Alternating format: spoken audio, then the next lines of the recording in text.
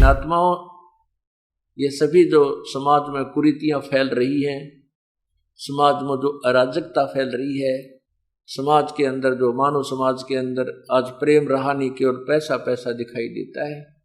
भाई बहन का प्यार नहीं, माता पिता का प्यार नहीं, केवल स्वार्थ इतना गहन हो चुका है कि इंसान कति बेशर्म हो लिया। इसका यही कारण है कि उसको तत्व ज्ञान नहीं है, वह भगवान से के विधान से पूर्ण परिचित नहीं है, सत्संग में नहीं आता है। जो इंसान सत्संग में आएगा उसको परमात्मा के विधान से विधान का ज्ञान होगा, फिर वो गलती नहीं करता।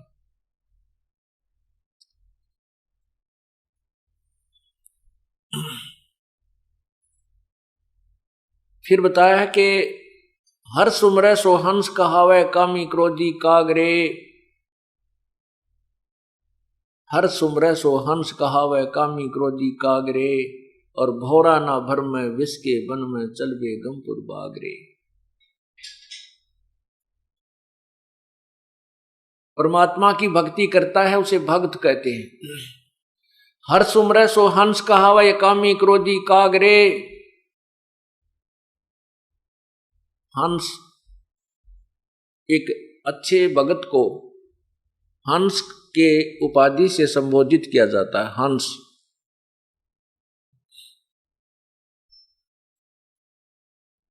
हंस किसे कहते हैं? एक पक्षी होता है हंस, सफेद बुगले जैसा ही होता है, और उस हंस के अंदर एक गुण होता है कि उस किसी पात्र में आप दूध और पानी जल मिलाकर डाल दीजिए,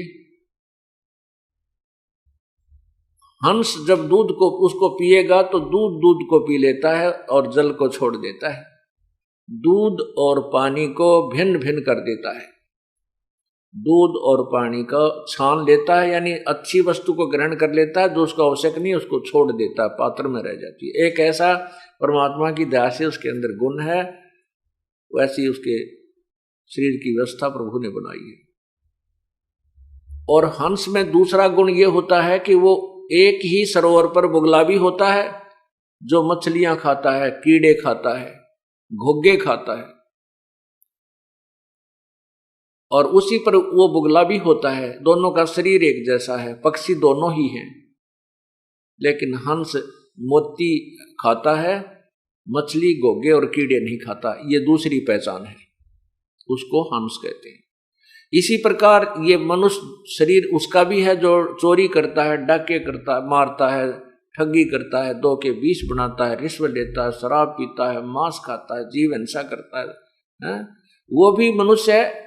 और जो सत्संग में आते हैं, बुराई से दूर हो गए हैं, परमात्मा की राम नाम की मोती ही उनको अच्छी लगती है, परमात्मा की महिमा ही उनका आहार होता है, वो बुराई नहीं कर सकते, ये उनका पहचान होती है। उन्होंने दूध और पानी को छान लिया है, उनको नीर खीर को छान लिया उन्होंने, वो हंस कहलाते हैं, वो भक्त कहलाते हैं।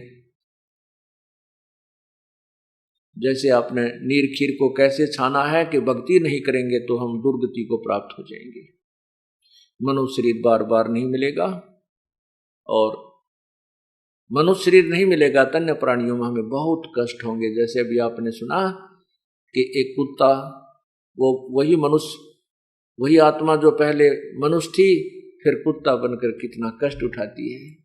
तो ये दूध और पानी जिसने छान दिया वो फिर राम नाम के मोती खाता है, ये शराब मांस तमाकू आदि घोंघे नहीं खाता।